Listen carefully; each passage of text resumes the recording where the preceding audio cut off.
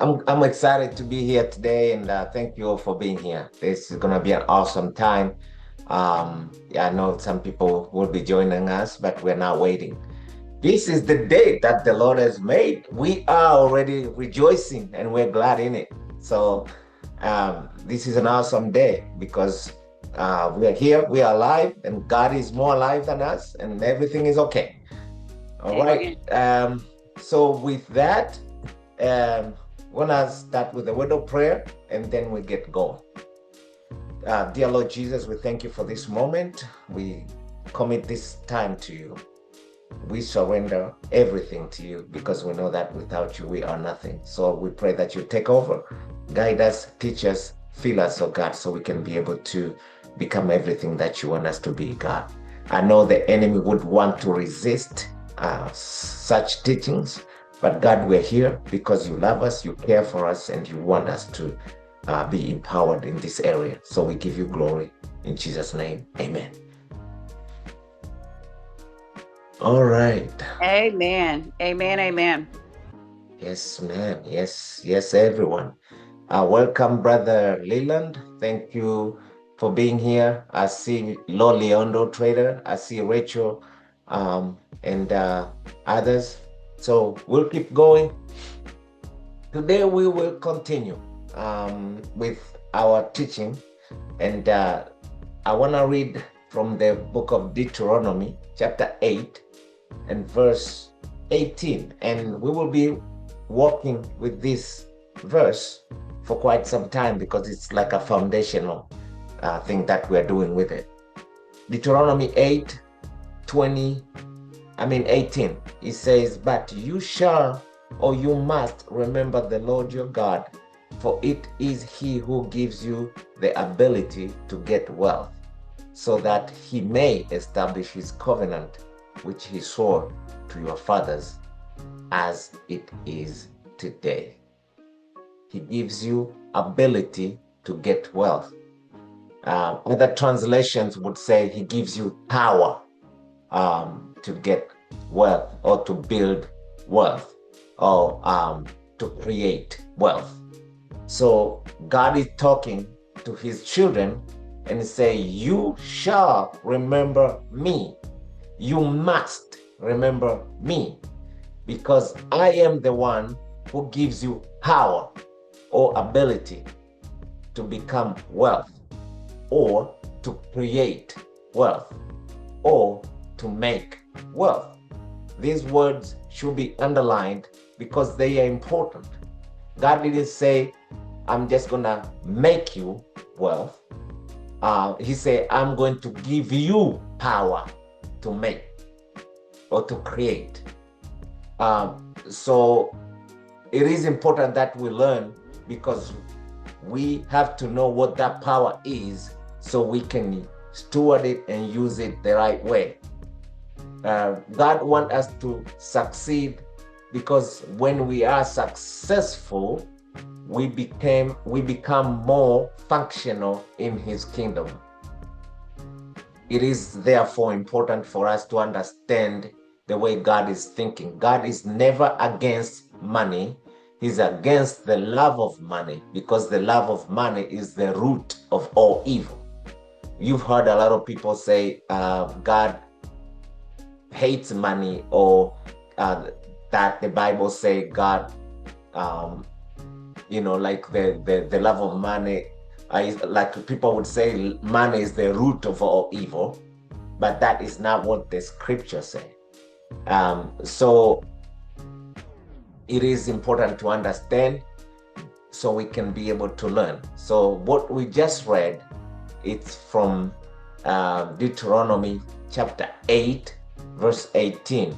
And I'm repeating that because somebody just came in. I don't want them to miss out. Deuteronomy chapter 8, verse 18. And it says, you must remember the Lord your God. We are learning principles.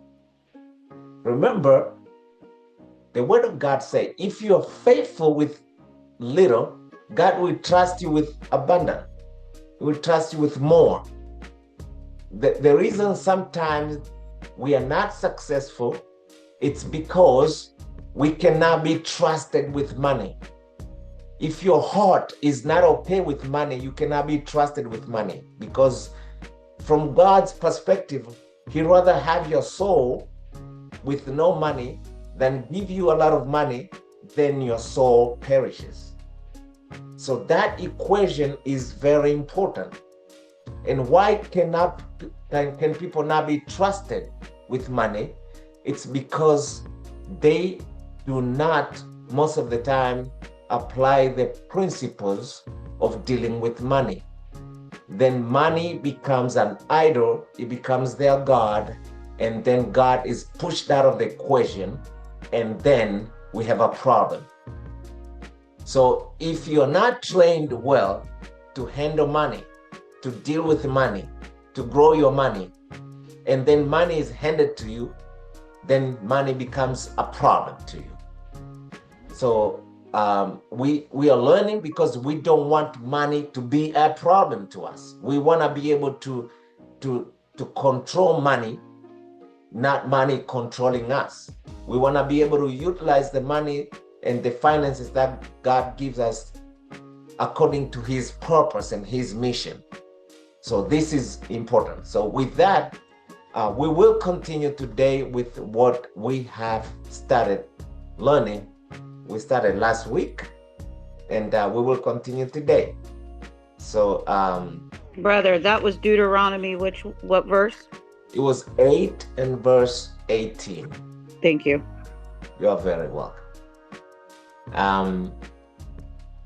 And I'm going to share my screen here again today, just to make sure we are all able to see this. Okay, so last week we talked about Purpose Financial School, what it is. We talked about the agendas. We did talk about understanding financial freedom. We did talk about financial freedom, what it is, and we also talked about myths versus facts. We did talk about assessing your financial situation, and we did talk a little bit about evaluation of income, expenses, and debts. That's important. We did talk about those things. Today I want to continue a little bit here. I want to continue. For those who are coming in, welcome. We want to continue today and continue to learn and grow in this area, in this first course of this class. So we're going to talk about assessing your financial situation. And I want to repeat a little bit here what we discussed last week. We have to be real with the current money before we can grow money or make more money. We have to be real with what we got right now. So what you do, you need to list or to catalog your income streams. Any kind of money that comes to you, you need to know how much and you need to list that. If you have one salary monthly, or if you paid hourly, if you're getting paid bi-weekly, or you're getting any types of benefits from where, it doesn't matter. All your sources of income have to be listed, and the amount has to be known, and it has to be steady. It has to be very, very, very clear. Then this is something that we're not just learning. This is something that this class, I say, is going to be practical. So that is something that I'm asking everyone in this class to actually do. You need to do that. For those of you who were here last week, if you didn't do that, then this is another chance. Write your income, list all your sources of income and how much it is. Then you need to map expenses clearly. Where does your money go? Now, you need to separate fixed and variable costs to spot leaks and savings opportunities. There are fixed things. For example, if you're paying for rent or mortgage, that is fixed. You know the amount, it goes down. You're paying for your cell phone, you know the amount. You're paying for insurance, you know the amount. You're paying for your car note, you know the amount. Everything that is fixed, it has to be listed. There are other expenses. This is another category of variables. The variables are like, sometimes you may go out to eat. It may be sometimes you go do your nails. Sometimes you do this and that. And some of the things you realize as you do this, you start to question yourself, do I really have to do everything that I'm doing with my money? If I have a bigger purpose with financial success. So you need to separate those. Another point, assess debts strategically. If you owe anyone or any entity or any organization money, you need to assess your debt. If you're on a mortgage, your mortgage is debt. If you're on a car note, if you're leasing, you're financing your car, that is debt. If you have credit card, that is debt. If you owe somebody money, that is debt. All these things are debt. You need to assess that very well and deal with it accordingly. Then you need to track in real time how your money is moving. Some people use apps, or you may want to write down on notebooks. No matter how you're doing it, make sure there's no penny that comes in or that goes out of your life without tracking it, without knowing where this money is going. It has to be very intentional. It has to be budgeted. You know, some people think when we talk about living within your means, it means that do not live life. No, it simply means you need to budget for everything that you do. And we're going to learn a whole lot about budgeting and other things as we move on. So moving on today,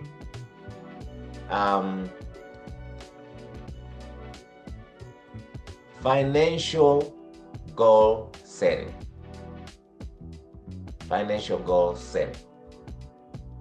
There are short-term goals which focus on immediate needs like an emergency fund or credit card payoff, typically achievable within a year. There are medium-term goals planned for milestones like a car, home down payment, education, usually spans for 1 to 5 years.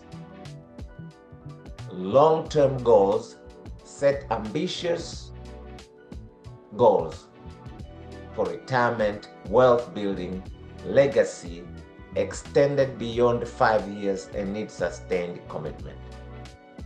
Measurement and review, track progress with SMART criteria and adjust circumstances change to stay on course. So let me talk a little bit more about this. You have to have financial goals. Remember, if you do not aim at anything, you end up not hitting anything. So these goals are the milestones that you aim at. Short-term goals.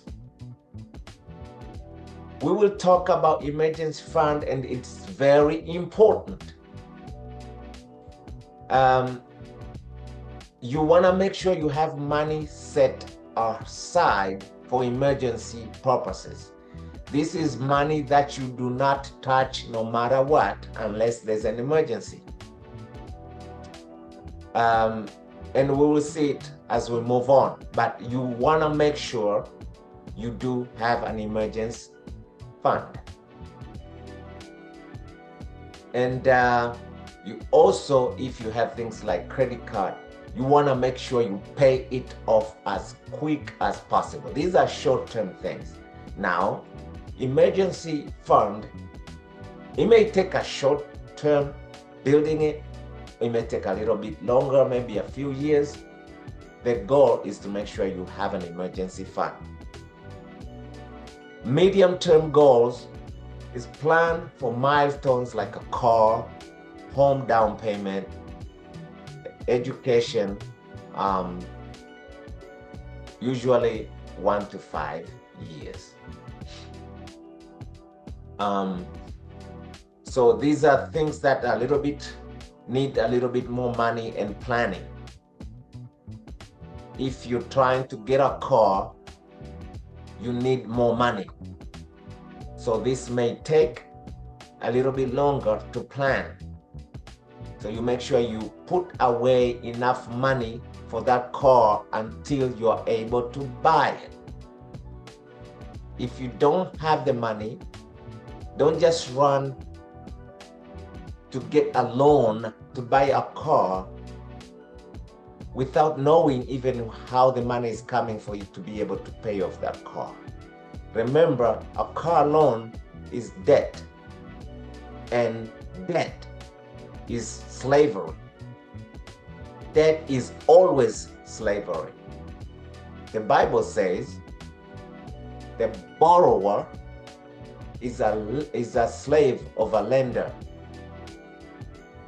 If you are in debt, the money that you owe, whoever gave you the money, they are your master and you are their slave. That's how it works from the spiritual perspective. So you want to make sure that you are avoiding debt as much as possible. But sometimes you have to take a loan, but make sure you have at least a very, very good down payment to buy whatever you want to buy. If you have to take a loan, if you can avoid the loan, it's much better. But if you have to take a loan, make sure you have a good down payment. For mortgage or for your home, there's something that is called PMI, primary mortgage insurance. If you did not put at least 20% down for your mortgage here in the United States, then you have to pay PMI, and that is a very costly thing for your home. If you own a home, you know about that. But if you put at least 20% down, then you're fine. So that is why it is very important to make sure you have a decent down payment before you before you start financing anything, whether it's a car, a home. But if you can avoid financing, it's even better. Long-term goals, this is where now you're talking about wealth creation, wealth building, and things like your retirement. You are thinking ahead.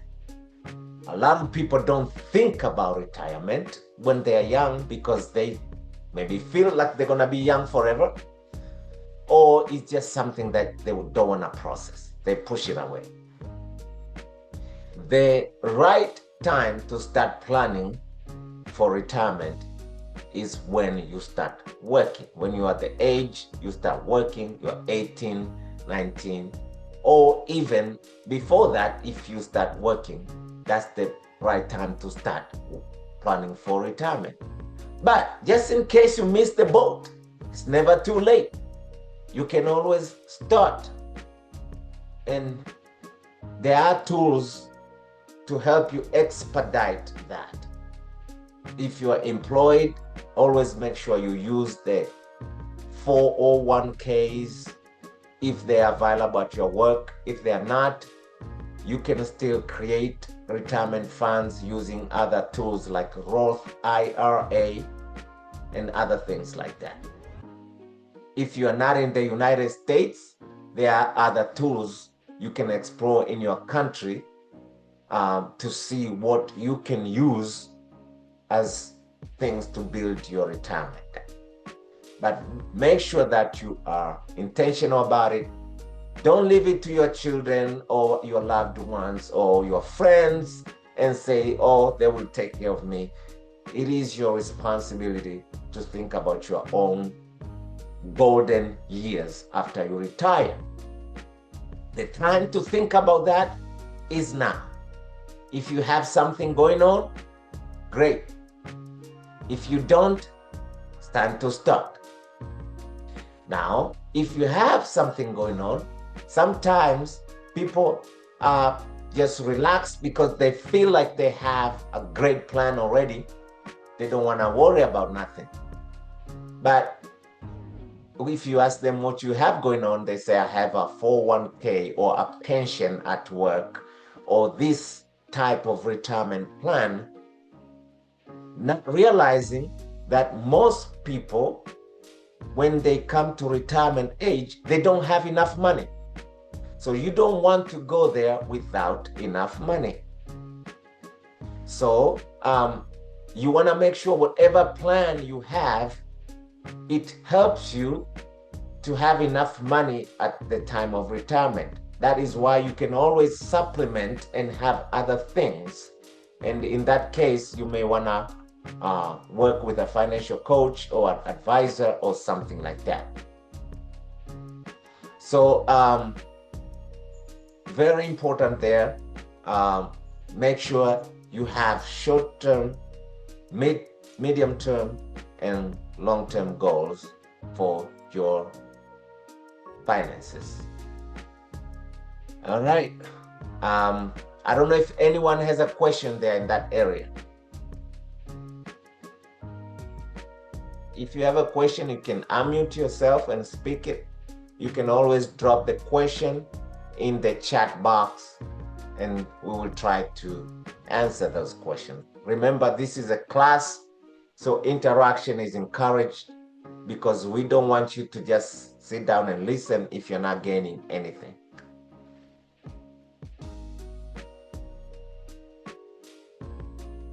Okay, you said that the goals must be smart. What is that? The goal must be smart. Smart is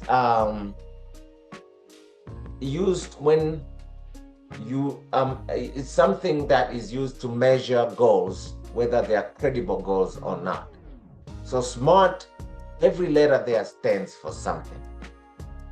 The goals are supposed to be simple, they're supposed to be measurable, they're supposed to be time bound,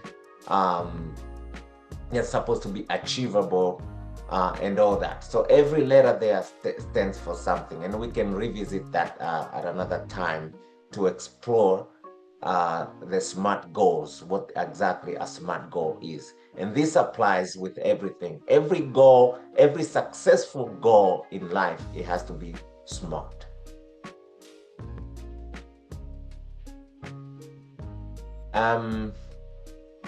Moving on. That was a good question, by the way. Thank you. Now we'll look into net worth statement. Net worth statement. The purpose of net worth statement is a snapshot of assets minus liabilities to gauge financial health.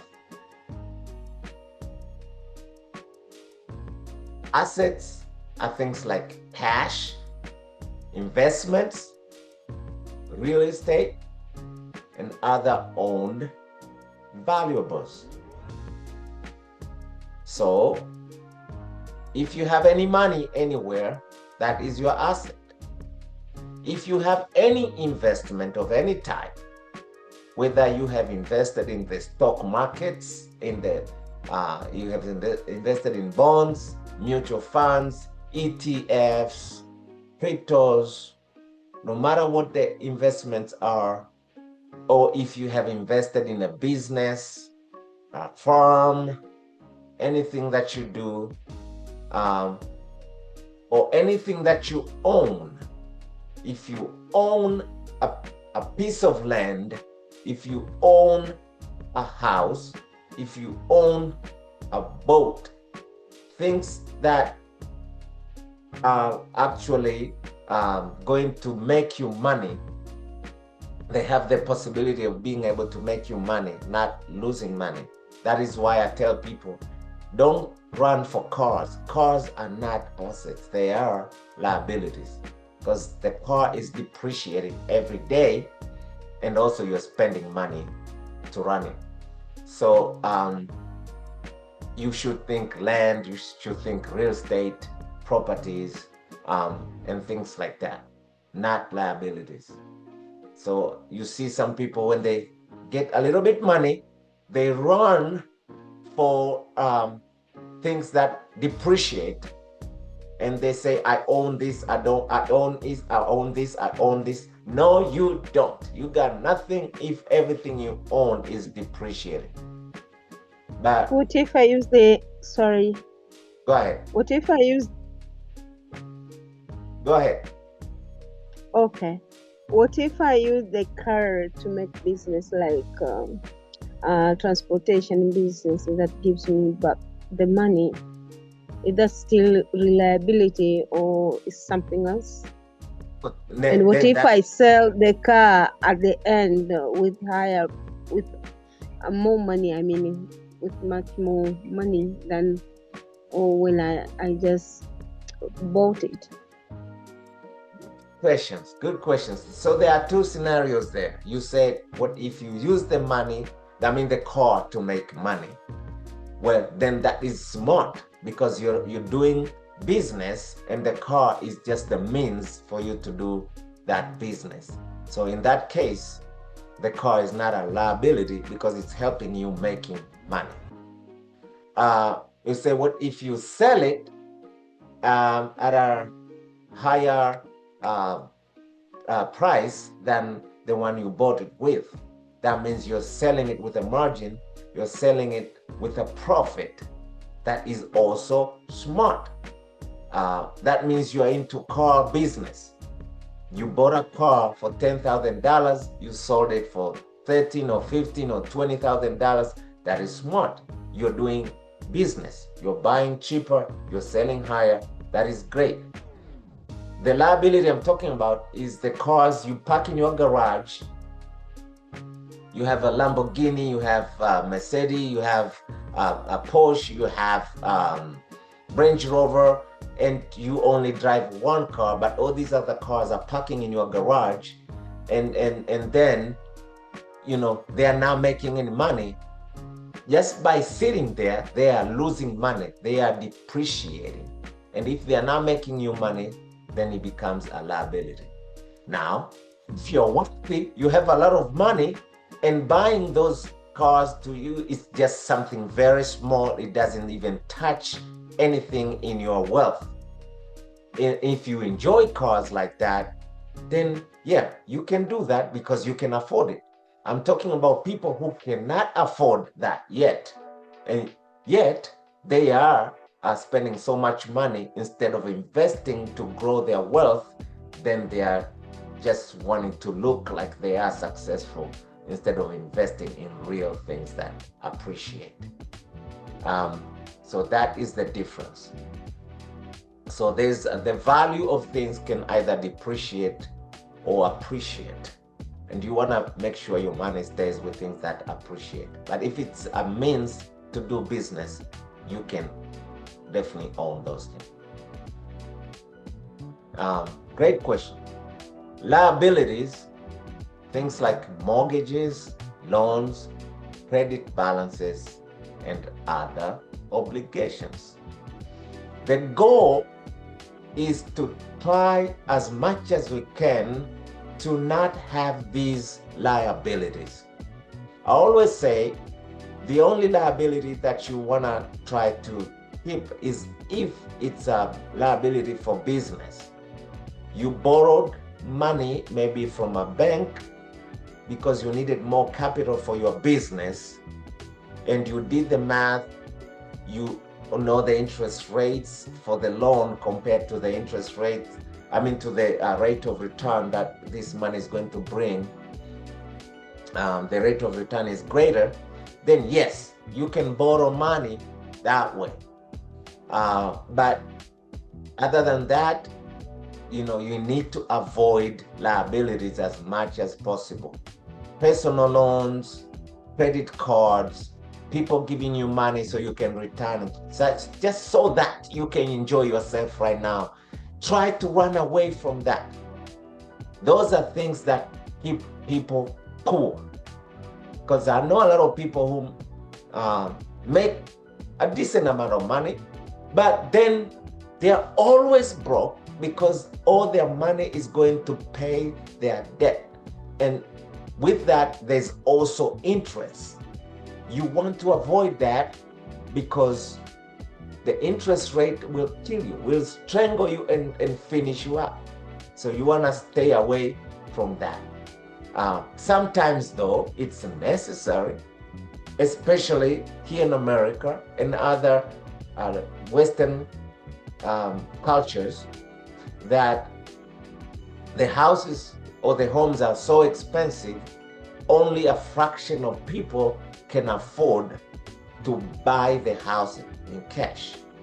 So you are forced to own a mortgage. So you are paying mortgage for years, 30 years. I hate those, because they keep you like a slave there forever. If you're dealing with that, my book, Purpose Money, which is on Amazon and other outlets, it shows you how to deal with that. If you have a long-term debt, you want to make sure you are attacking it and you are paying that as quick as possible. And there are different ways of doing that. So also you want to update your cadence, which is your payment schedule. You want to make sure you are checking your payment schedules. Some of the things you can do, for example, if you are making a monthly payment on something, and if they allow that in the terms, instead of making monthly, you can make bi-weekly, and by doing that alone, you can cut down your interest rate that goes to them in a great way. And there are so many other tricks to do that. So your net worth statement, it is crucial, it is important, and you want to make sure that you know where you are as your net worth is concerned, because then assets minus liabilities, that will be your net worth. Assets minus liabilities, that will be your net worth. So if you want to know how much you're worth financially after you've added all your assets, everything that you own and their values, and then your liabilities, then you subtract, then you know how much you are worth at this point. Most of the time when I talk to people about this and they actually do the numbers, they are shocked to find out. Some of them are shocked to find out that they are negative. They are negative net worth. They have negative net worth. But some people are shocked to realize that, oh, I'm wealthier than I thought. I am actually wealthier than I thought. So it is important to do these things so you can tell yourself, my net worth is this much. And you have to be able to tell that in terms of money, whether it's US dollars or pound or euro or shillings or yen or whatever it is that you use. You gotta be able to say, this is my net worth. If you cannot say that, then you are not realistic with where you are financially. You gotta be able to say, to yourself at least, you don't have to tell people unless you're telling your financial coach or advisor who is helping you, so you can try to figure out how to develop. But You can tell that to yourself. My net worth at this point maybe is negative $5,000, $20,000, or negative, whatever. Or it is positive this much because you considered other assets that you didn't think they were valuable. Maybe you was only thinking about the money that's in your bank account and your investment account, your savings account. But now you have considered other things, your other investments, your retirement accounts, these things that you own that you didn't consider. Then you're realizing, oh, I'm a little bit better than I thought. So it is important that we all do that. So for the sake of this class, I am asking everyone to work on finding what your net worth is. Again, last week I had some questions. I say at some point I will be asking, and this is another thing I'm adding there. At some point I will ask, what is your net worth? And I want to make sure at least you know. You don't have to tell it to everybody, but at least you know your net worth. Moving on, smart money habits. Smart money habits. This is where it all starts. If your habits are not good, you're not going anywhere. Your habits have to be good. Your habits have to be good. So there are money habits, and the Bible says, guard your hearts above all else. Guard your heart. These habits begins with your heart. If your heart is not guarded, then you will not be able to have the right habits. You're not going to have smart habits with your money because you will have emotional habits, and emotional habits cannot help you to build your financial freedom. So with that, one of the habits is to set clear targets, define monthly limits and savings goals to guide decisions.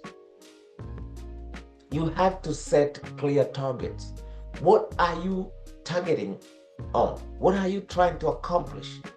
For those who were here last week, we had these milestones that I did challenge everyone to decide which one is your next milestone. We had topaz, we had ruby, we had platinum, we had all these different milestones, which those are amounts of money that we want to accumulate within a certain period of time. So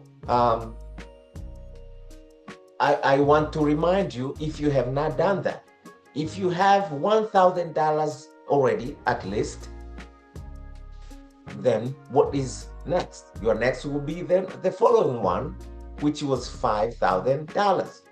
If you don't have 1,000, you start there. If you have 5,000, then your next goal should be 10, and etc., etc. So you want to make sure you revisit that and you actually have your savings goal. What are you trying to accomplish? Remember, goals have to be smart. Smart includes specific and measurable. If you cannot measure your goal, if they are not specific and they are not time bound, they are not goals. So you have to tell yourself, by the end of 2026, this is the amount I want to save. And that will guide your discipline and your decisions as you continue doing that. So you need to have clear targets. And you need to choose a method. Number 2, this is another thing that you need to do. It's another habit. Choose a method. Apply the 50-30-20 or zero-based plans for controlled spending.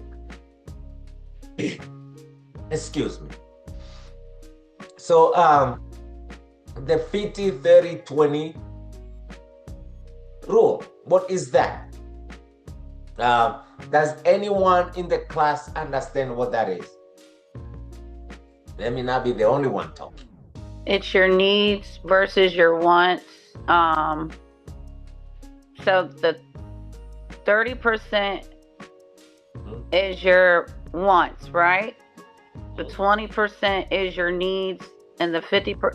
I'm not sure how they all fall in line, but I know it's your needs versus your wants, and there's something else, I should know it, but I know it's needs, wants, and the biggest one it should be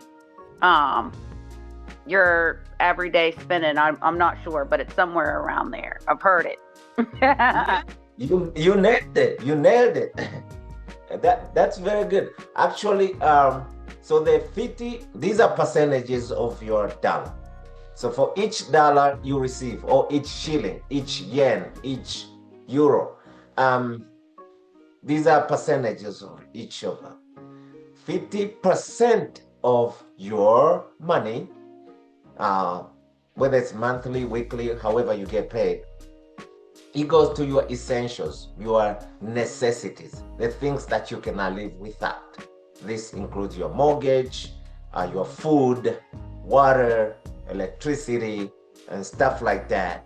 Things that you cannot live without.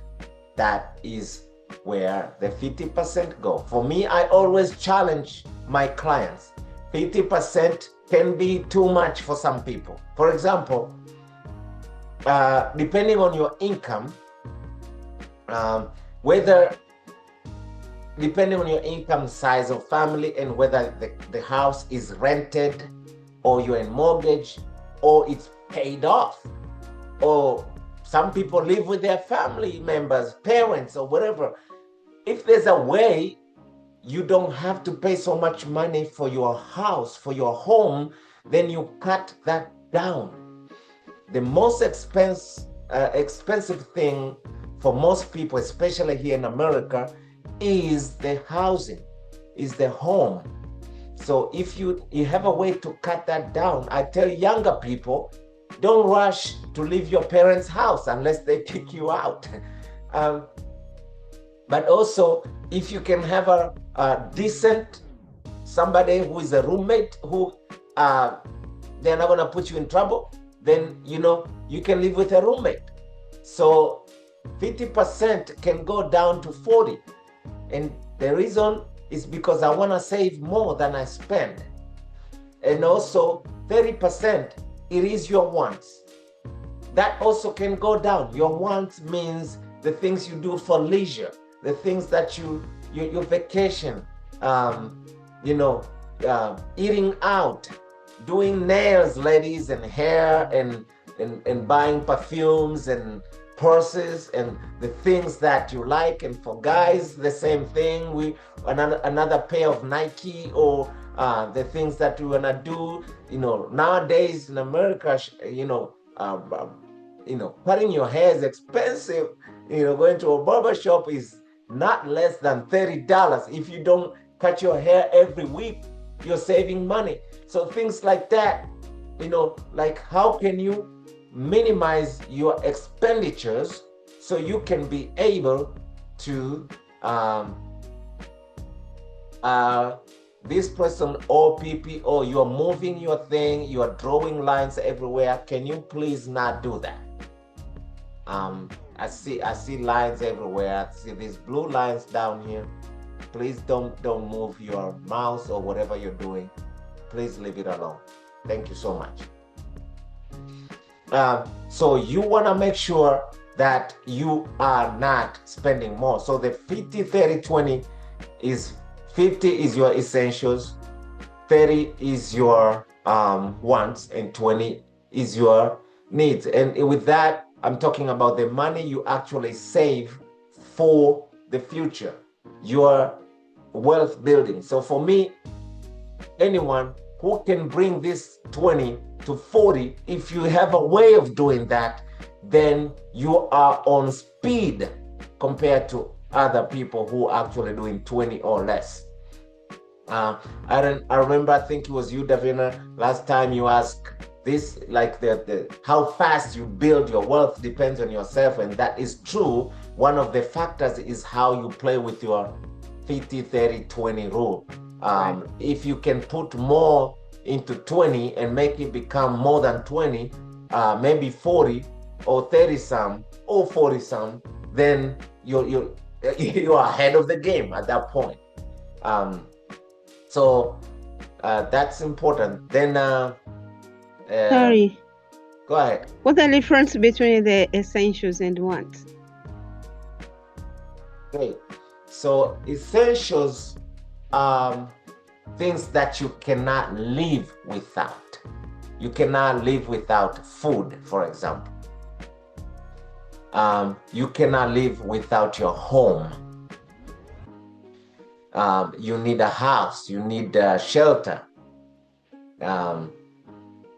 for rain, for snow, like if you live in Ohio, like some of us, you need that. It's a necessity.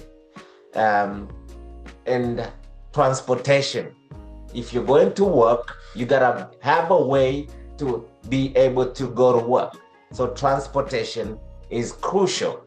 So those are essentials, and the list can go on. But wants are things that you just want it. It's extra, like the things I was mentioning earlier. You can live without long nails. You can live without them. You can live without doing your eyes, lashes, and extra pairs of earrings and all these other things, or without eating out in restaurants. You don't have to. You can actually look in your house and save money that way. But some people like to eat out. It's easier and saves time. And those are wants. You can live without going to the movies, to the movie theaters, or whatever it is that you spend money on that is not necessary, it's just for your own leisure, those are wants. Good question. Sorry, it was not the wants. I was just thinking about 50, 30, 20. And I had the wants, the needs, the essentials. So when I heard about the needs and the essentials is where the confusion came. Yeah. Okay. So the 20% is the money that you are actually saving for investment. This is the money that you're going to invest. So I understand now your confusion, because 50 is the essentials, is the things that you cannot live without. These are actually needs. 30 are the wants, like I described. 20 is money for the future.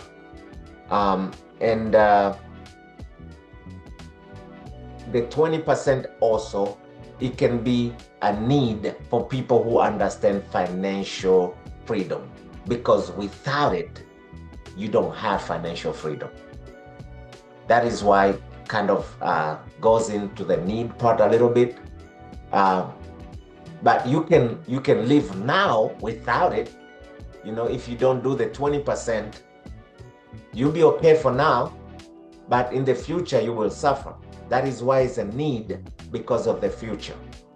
So it should not confuse you, and I understand it can confuse a little bit, but just understand 50% is for essentials, is for things that are necessary, 30 is for your wants, and 20 is for investments and savings for the future.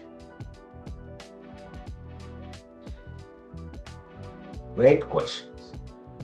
All right, so moving on, we're going to touch on this here a little bit.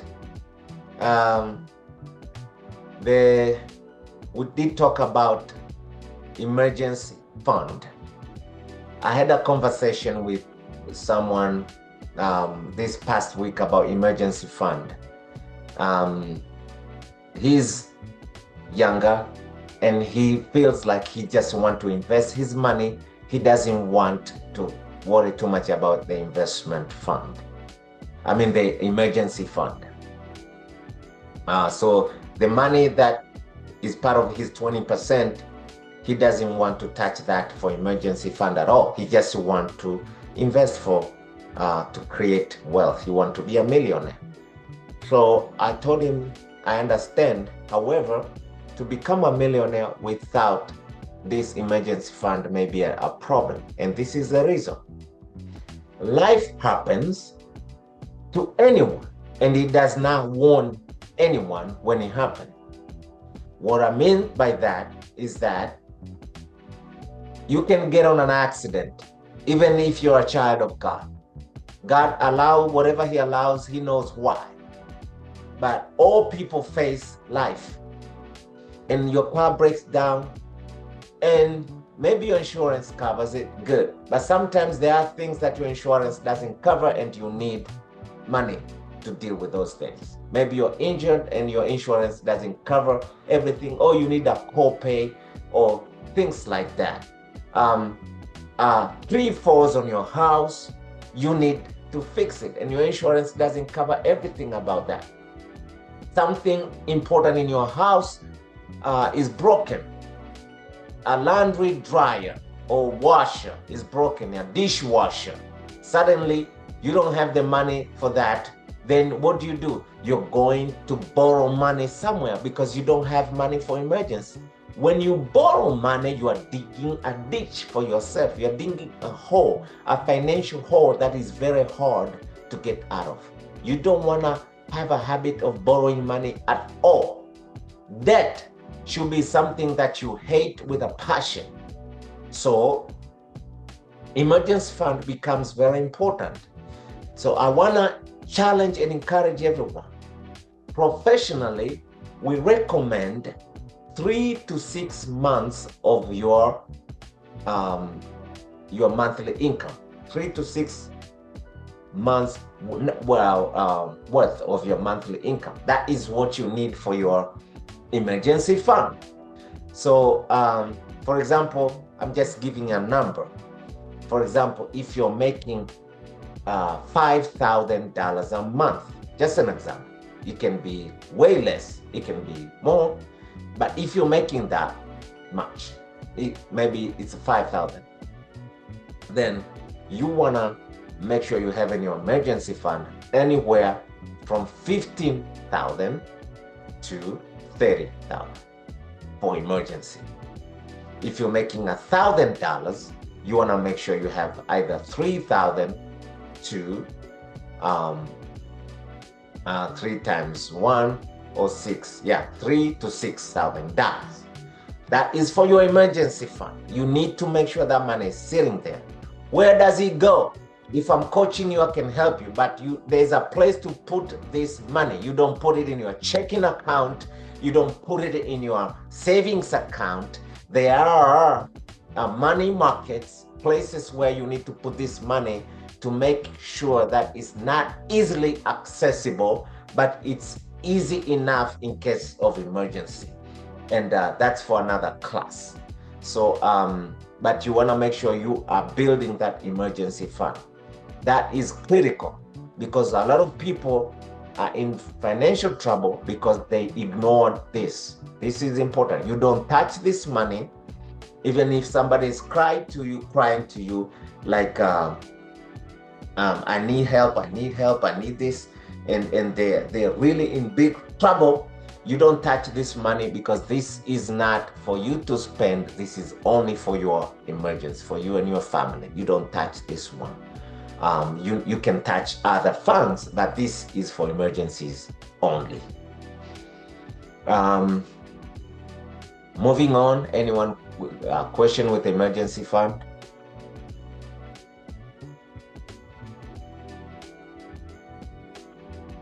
Yeah. Why the amount is bigger? The amount is big. Yeah. But you can do 3 to 6 months, depending on other factors in your life. That is why there's a range, 3 to 6 months worth. Now you save it little by little. Emergency fund, you don't achieve that in one day. It can take, some people I've dealt with, it took them up to 3 years to just have enough emergency fund money, or even 4 years. I've seen that. So this is not something you need to rush.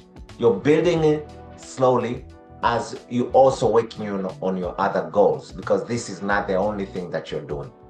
So take time, and if you have the means to do it quick, then you do it quick. If not, then take your time.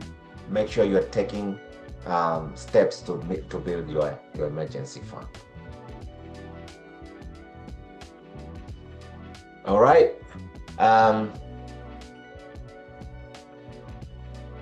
Avoiding and managing debt. Avoiding and managing debt. So this is very important, and I'm going to go through this one quickly, but it's very, very important. The first thing I say, the Bible says, if you are a borrower, you are a slave of a lender. That's in Proverbs, and I don't have that scripture right now, but it's there. We can visit it another time. But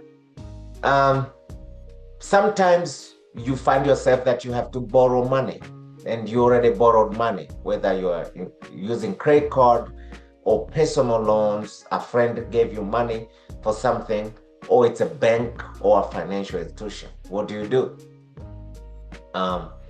You need to know how to manage that so you can get out of it as quick as possible. Strength, effective budgeting, strong repayment commitment, access to financial education. So if you're in debt, any type of debt, you need to have effective budgeting so you can get out of debt. Getting out of debt becomes your number one mission if you are in debt, because you cannot build anything else if you're in debt. So you want to get out of it. So you budget before all these other big dreams. You want to make sure you're budgeting to get out of debt as soon as possible. Then you need to commit to paying as soon as possible. Weakness will be like somebody who has impulse spending. You have limited emergency savings. If you don't have emergency fund and you're in debt and something else happened, then you're in trouble. You want to make sure you have emergency fund, and also you don't have impulse spending. You control your spending habits. You don't see things like, oh, seeing this, I can help myself. I gotta have this because everybody else has it. No, you gotta be tough. You gotta be able to resist the urge to buy things that you don't really need. And if your balances are very high, of course, that is a weakness. Opportunities, you can use balance transfers, negotiate lower rates, and join counseling program. Classes like these, education like this helps because it keeps you in check. Those are opportunities. Also, they are in the book. In my book, there's a whole chapter about debt. So if you bought my book, it can help you a lot. You can even listen to audio if you're far away, you're not able to get it from Amazon. There's an audio on bnb.com. There's an e-copy there. There's an e-copy on bnb.com. This is Barnes & Noble.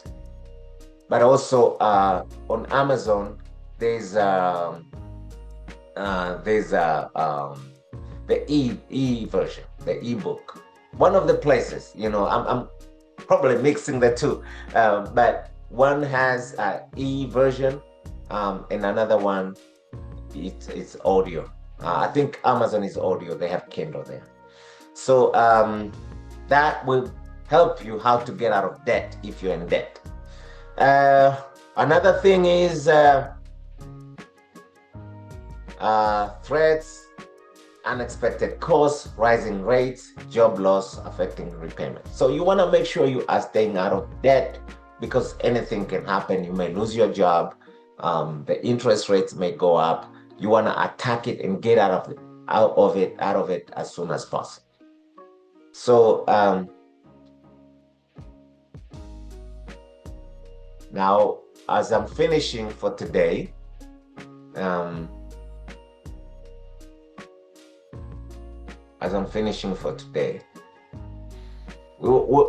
want to challenge all of us to develop the mind of having a multiple streams of income. Multiple streams of income.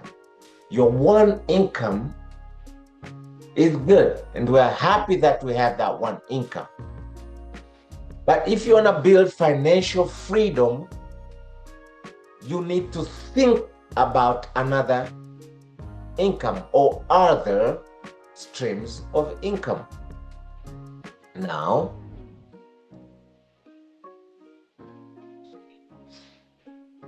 most of people are afraid, and if you haven't tried it, it becomes a little bit scary, but a side business could be something that you want to consider, even if you're working full-time at an employment. And if you're already in business, that's good, but you still have to think about multiple streams of income. You need to do market research if you're going to do any business. Identify demand, analyze competition, and validate your idea before you launch any business. This is crucial. I've seen people say, I'm going to start this business. It's like, why? And they say, oh, because others have started and they're making a lot of money. You're going to fail right away. You have to do your research about demand for what it is that you're trying to do. Also, do you have the skill to do that business? Or are you able to hire people with skill to do that business? Very important. Invest in new skills and refine existing ones to boost competitiveness. Another thing, when you're thinking about business, you should think, is this scalable? Can I scale this business? Can I make it bigger? Or is it just going to be in my village or in my little town? Designed for growth, automation, and expansion as opportunities arise. One of the important factors, if you're going to be a millionaire, is to think outside of your box and to think big. One person in the Bible prayed to God and said, God, enlarge my territory. To scale your business, that means you are enlarging the territory of that business, is able to reach other people far from you. Time management.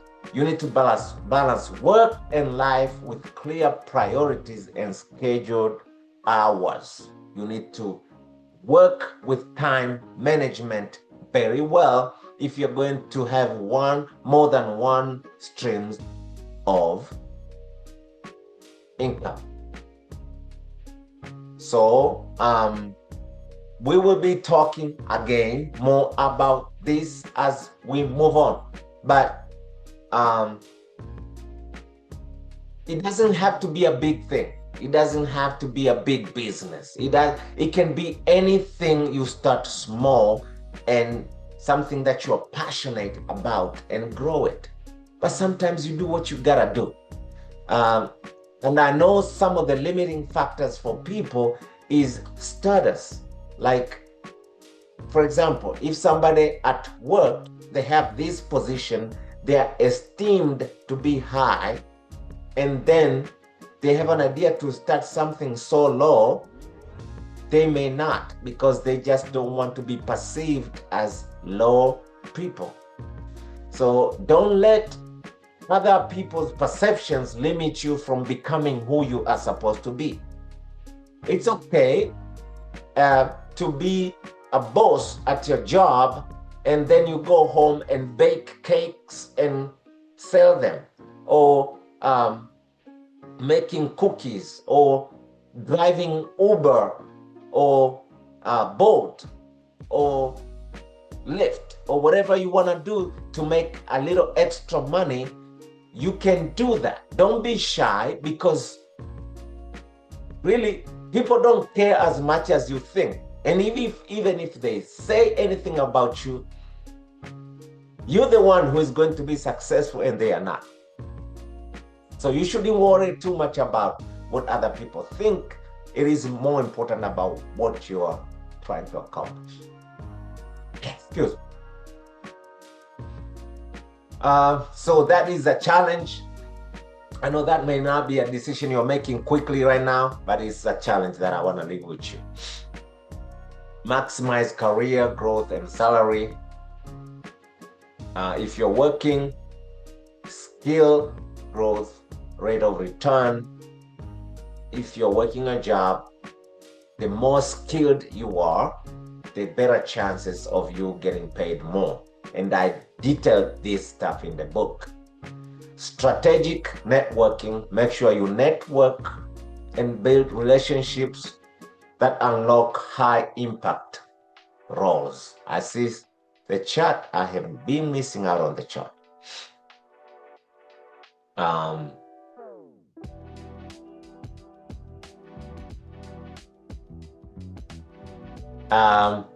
Okay, I missed a lot on the chart. Let me go to those quickly, then I'll come back.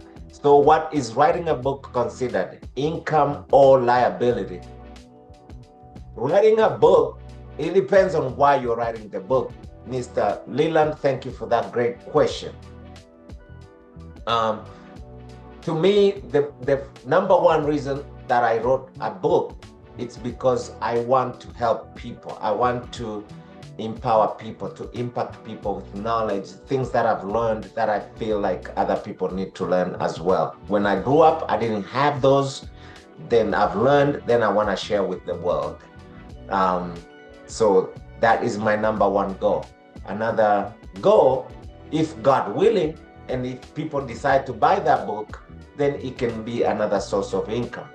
Writing a book, I don't see how it can be a liability, because it's an investment that you're willing to make. Your satisfaction might be either people reading and being blessed by it and changing their lives, or it can be financial rewards if that works out. There's no guarantee you're gonna get financial rewards, but you can get financial rewards. So that's that. So it's not a liability. Unless, no, it cannot be a liability. I don't see it to be a liability. Rachel said, thank you so much. I will keep fighting the fear of losing money through business. I tried Uber and unfortunately I didn't have a faithful driver, so I had to quit. I'm sorry that you have an unfaithful person to help you with that business. That is the case most of the time with business. When you start, you deal with a lot of obstacles, a lot of hindrances. I cannot tell you how many things I started and I dealt with people who are not faithful, but you don't ever quit. I also lost a lot of money in the process, and that gave me to learn. You only fail if you quit. If you don't quit, you just learn from that and you do better. So you may have to take a break, take time and get back strong, but you will always succeed if you continue. So don't waste that experience, build on it, because that is how you succeed. So see what went wrong, and do better. And that's how we become successful. Thank you for those great comments. So skill growth, very important. And then networking, that is why we're doing this. This is networking, is part of it. And also networking with others, depending on what your area is. You want to network with people who can help you to advance and go even farther. Confident negotiation, you need to develop that. Then you need to negotiate well, whether you are negotiating with potential clients or you're negotiating with people who would help you to go where you want to go. you want to be a good negotiator, because if you're not, then you will always be taken advantage of. You want to be a great negotiator. That's very important. Then compounding raises. 10% annually can double decade earnings. So you want to make sure your money is not just sitting down somewhere, it's actually compounding. Your money has to compound. That people who put their money only on savings account or checking account, you're missing out a lot. You're losing your money because of inflation, and with time, your money is going down. It's not doing anything. The bank that you gave your money to, they are investing your money, and they are rewarding. They are benefiting. They are rewarding themselves with the benefits of investing your money, and you're not. So you need to learn the investment, and we will talk in the future a lot about investment, and you're going to be empowered about investment, and then you will be investing your money. All right, I see something in the group chat. Let me go back there. Somebody say social events such as contributing to condolences, under which category do we place them? And can they have their own annual budget? Yes, definitely. So you can create your own. This 50-30-20 rule is from the world out there for financial professionals. But for me, when I deal with my own, I always start with 15, because 10% goes to God, and like 5% goes to charity. So it's 15 first, then other things follow. So this is taught in general, but you can always make up your own breakdown based on your values and your beliefs. Some people don't believe in 10%. Some people do. So I'm careful when I'm teaching to a class, because I don't know who is in, who is here. But you want to make sure your values are okay. And if giving to charity is your value, or to your church, or to whatever cause that you believe in. Some people give to research or anything dealing with water issues in the world, or famine, or war, or anything. Then you want to include that to your own breakdown of that. So very good question. You can customize this and make it your own. This is just general for people, but you can make it your own and break it down however works for you. All right, so we are going on here as I'm trying to race here so I can finish. Long term, and I hear your comments. Somebody OPPO A15, he said thank you for being here. And somebody, his name is Njomba, be blessed, thank you. So we continue here. Long-term strategic for wealth creation.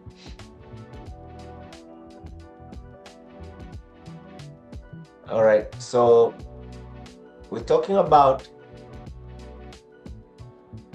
wealth creation, retirement planning basics.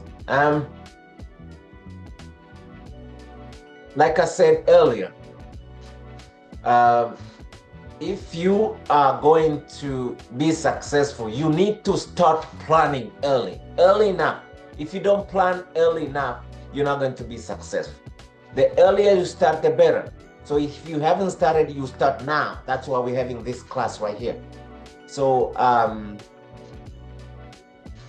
early contributions, start early, automate savings, build consistent, diversified income streams over time. This is how you start to build wealth. So this is for retirement. You say, I'm too young to think about retirement. No, you are not. you are actually supposed to think about retirement right now, no matter what age you are. Self-funded future. Plan for reduced safety nets. Transition to passive income in retirement. So when you get to your golden years, you want to make sure you have passive income. Passive income is the income that comes to you without you even working. For example, if you invested well and then you get to that time you're living off of dividends and profits and all that, you don't have to be working. But you have to be able to build up to that. You don't want to wait until then to build. You are building to that. So you need to think long-term as much as you think short-term. A lot of people have hard time thinking long-term. They only think short-term, and that becomes a big problem. And if you don't think about long-term, then you live just for now. But if you think long-term, you actually map out your life, and it becomes a beautiful thing.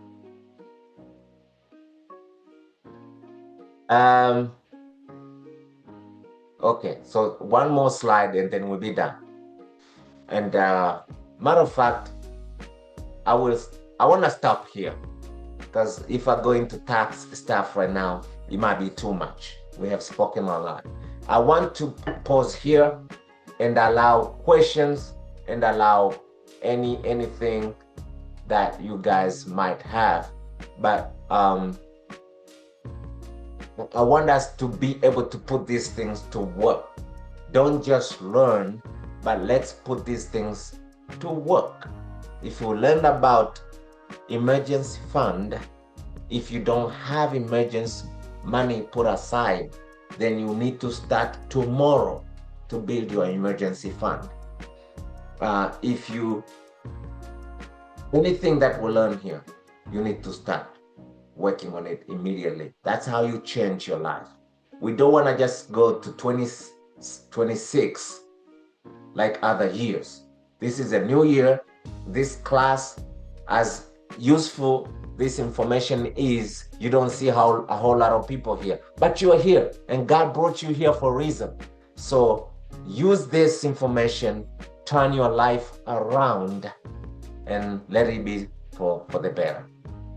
I want to pause here. If you have any question, anything, any comment, this is the moment before we wrap it up.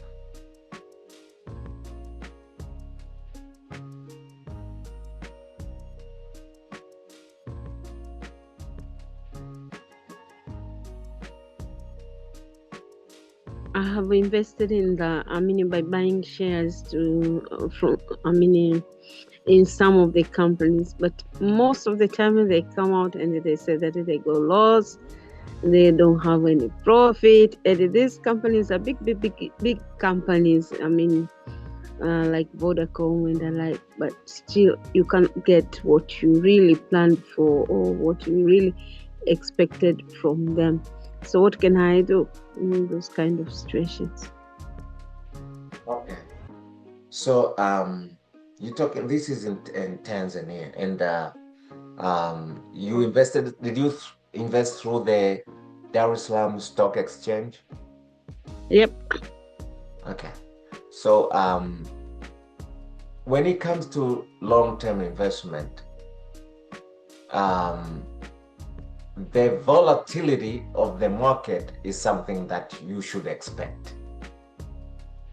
I don't know how long your investment's been there, but the volatility is something that you should expect. Now, what I strongly suggest is to diversify your portfolio. Do not just invest in one thing. Diversify it. And some of the investment vehicles are already diversified for you, like mutual funds. So you want to break down your money into different places and put it there and keep on doing that. The benefit of what do we call that? There's a term we use for consistent investment no matter what. the situations are, you don't stop. It's called dollar cost averaging. If you set automatic withdrawals from your bank account, they're taking money every month or every 2 weeks or whatever the durations are, it helps to navigate the ups and downs of the stock. If it goes down and you happen to buy then that's good, because when it goes up you make money. If it goes down you use a little bit money, but then because you're averaging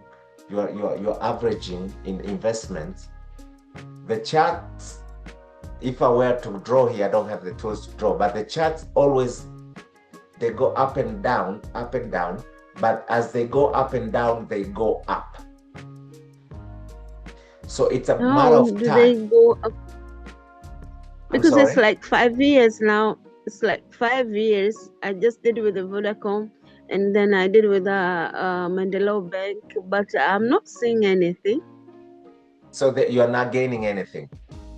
Yeah, because if they can give you like less than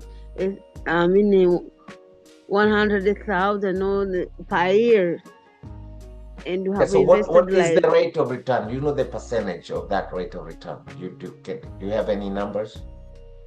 No, I'm not sure. I would like to know the percentage, because I want to know if it's normal. If you tell me it's been less than 3% for all this time, then we have a problem.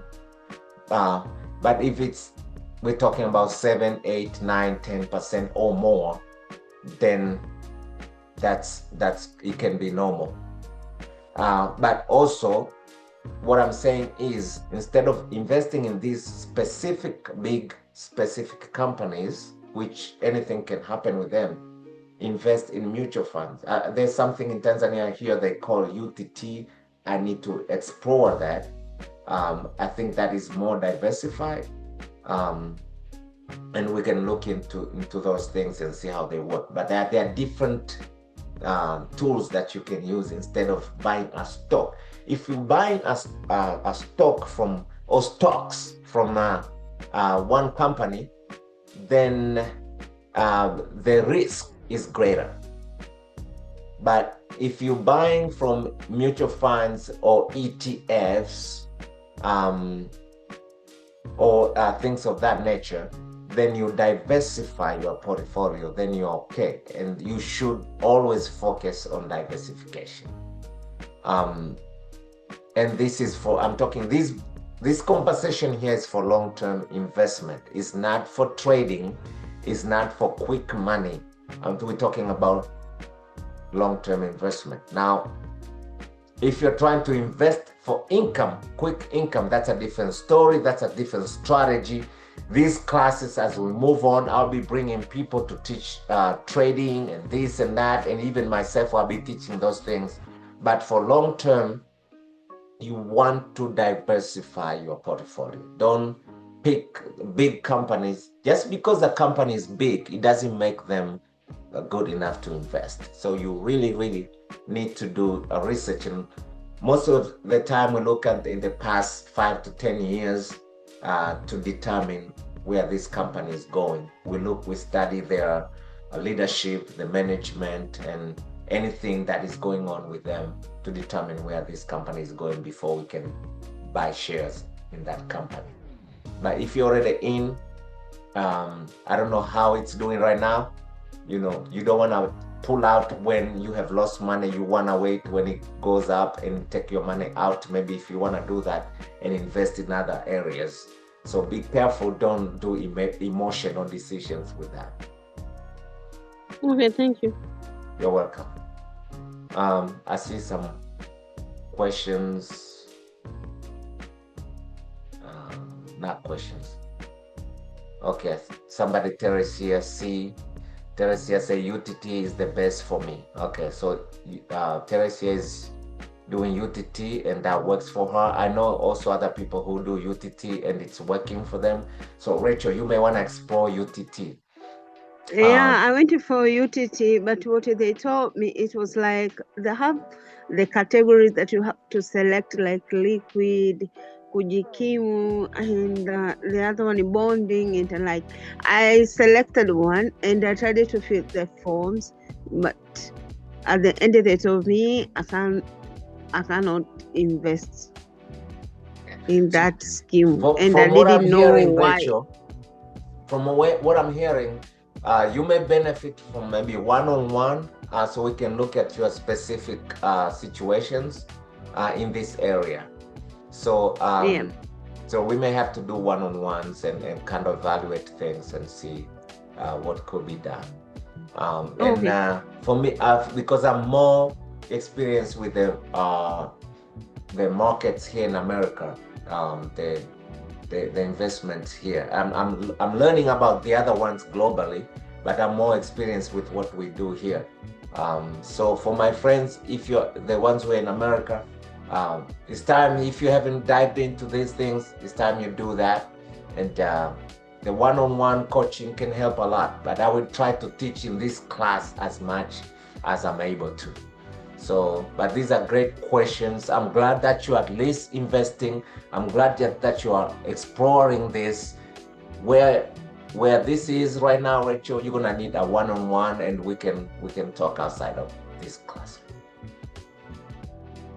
Okay, thank you. You're welcome. All right. Anyone else? Anything else?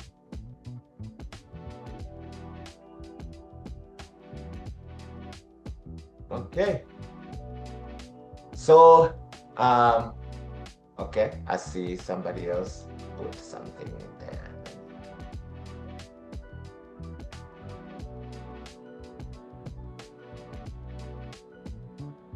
Mr. Leland, I did answer that question. Is publishing a book considered income or liability? I did answer that question. I was hoping maybe you was around. Maybe you had stepped out. But just quickly, I did say that. I didn't hear you. Sorry. I'm sorry? I'm sorry, I didn't hear it. Yeah, I had to run to the restroom real quick. Okay. All right. So quickly, what I was saying about that is, for me, when I write a book, I'm writing because I want the message to reach to people and help people. That's my number one reason. So I don't see that to be a liability. Whether I sell the book or not, my satisfaction is to make sure that people benefit from what I'm sharing. But also there could be financial gains if people buy the book. So it can actually be a tool that generates passive income. And if it's marketed well and if it reaches to people, it can bring you passive income, which is not a liability. So writing a book or publishing a book is not a liability. You spend money to do that, yes, but it's an investment. Okay, thank you. You're welcome. All right, guys. I want to turn it back to my sister Davina, if you have something to say as we wrap this thing up.